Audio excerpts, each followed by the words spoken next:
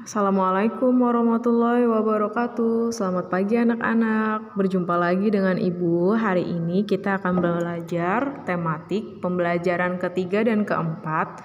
Materinya mengenai bagian-bagian bunga, pembagian 3 angka dengan 1 angka, cara berkembang biak tumbuhan dengan umbi, dan mengolah umbi-umbian menjadi makanan. Alat perkembangbiakan generatif pada tumbuhan adalah bunga. Dalam sebuah bunga tentunya memiliki bagian-bagian penting untuk perkembangan, pertumbuhan, serta untuk menghasilkan keturunan baru. Secara umum, bunga terbagi menjadi 2 macam. Pertama, bunga sempurna, yaitu bunga yang memiliki bagian-bagian yang lengkap. Kedua, bunga tidak sempurna, yaitu bunga yang struktur bagian bunganya ada yang kurang. Ciri-ciri dari bunga sempurna adalah memiliki kelopak bunga sebagai pelindung, mahkota bunga sebagai pemanggil hewan penyerbuk, benang sari sebagai kelamin jantan, putik sebagai kelamin betina, dan juga tangkai bunga sebagai tempat penyokong bunga. Sementara bunga yang tidak memiliki putik dan benang sari dalam satu bunga disebut bunga tidak sempurna. Bagian bunga yang pertama yaitu tangkai bunga. Tangkai bunga merupakan bagian bunga yang masih bersifat batang. Ciri-ciri tangkai bunga yaitu berwarna hijau, menghubungkan bunga dengan batang, ada di bagian bawah bunga, dan bagian pangkal tangkai bunga membesar membentuk dasar bunga. Kedua, kelopak bunga. Bunga yang belum mekar dibungkus oleh kelopak bunga. Kelopak bunga menempel pada dasar bunga dan biasanya berwarna hijau. Kelopak bunga akan terbuka pada saat bunga mekar.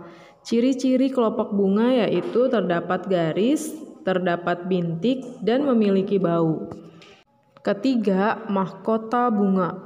Mahkota bunga merupakan perhiasan bunga. Ciri-cirinya yaitu warna, bentuk, dan aromanya bermacam-macam, menutupi bagian dalam bunga, dan bagian permukaannya lembut.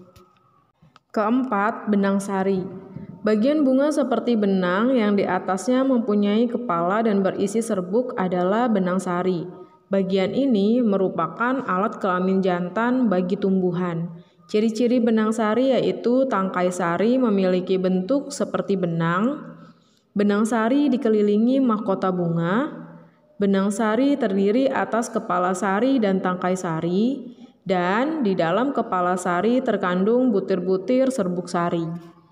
Bagian bunga yang terakhir yaitu putik. Ciri-cirinya yaitu putik adalah alat kelamin betina, terdapat kepala putik, terdapat tangkai putik, terdapat bakal buah, dan di dalam bakal buah terdapat bakal biji.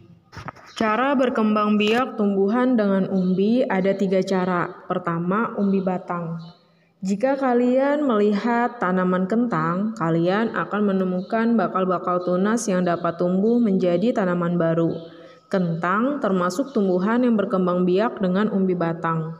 Umbi batang adalah batang yang tumbuh di dalam tanah dan ujung menggelembung menjadi umbi. Sebenarnya, umbi batang tersebut merupakan cadangan makanan bagi tumbuhan. Pada permukaan umbi batang, tumbuhan sisik dan kuncup yang membentuk mata tunas. Selain kentang, ubi jalar termasuk tumbuhan yang berkembang biak dengan cara umbi batang. Kedua, umbi lapis. Umbi lapis merupakan pelepah daun yang berlapis-lapis. Pada bagian atas umbi lapis tumbuh daun, sedangkan pada bagian bawah umbi lapis terdiri atas cakram dan akar serabut. Contoh tumbuhan yang memiliki umbi lapis antara lain bawang merah, bawang putih, bunga bakung, dan bunga tulip. Perkembangbiakan umbi lapis dimulai dengan tumbuhnya siung pada tunas ketiak yang paling luar. Pada awal pertumbuhannya, siung mengambil makanan dari induknya. Jika siung itu telah berdaun dan berakar, siung itu dapat membuat makanannya sendiri dengan melakukan fotosintesis. Ketiga, umbi akar. Umbi akar adalah akar yang membesar berisi cadangan makanan. Jika umbi ini ditanam bersama dengan pangkal batang, maka akan tumbuh tunas.